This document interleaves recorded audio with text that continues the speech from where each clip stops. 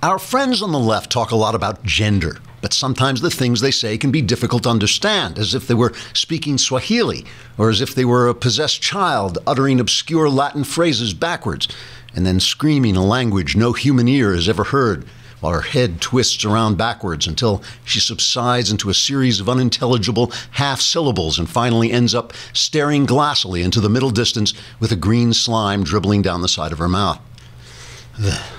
So, many of you may ask, what does the left actually believe about gender? Let me explain. In the past, people believed there were two genders that evolved according to their purposes.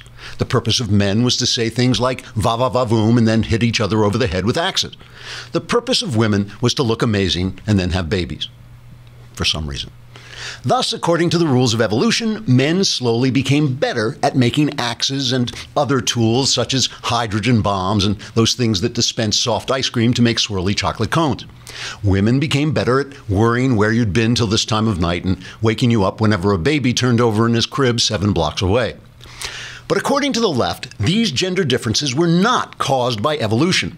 According to the left, evolution only occurs when you don't want to believe in the Bible because it's stopping you from having sex with someone.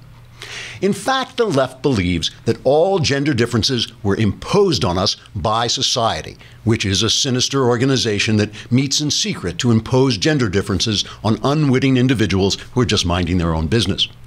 Without this sinister gender-imposing society, men and women are the same.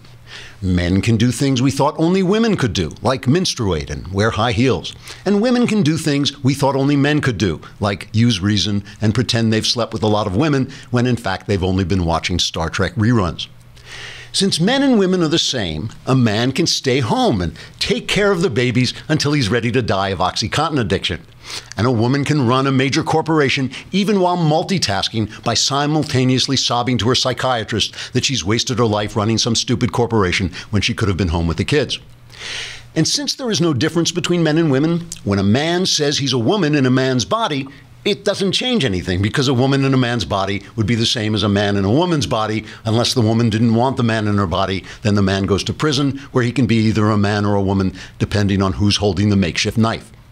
So now you understand that according to the left, there is no difference between men and women. And you also understand that there is a substantial difference between leftism and reality. Trigger warning, I'm Andrew Klavan, and this is The Andrew Klavan Show.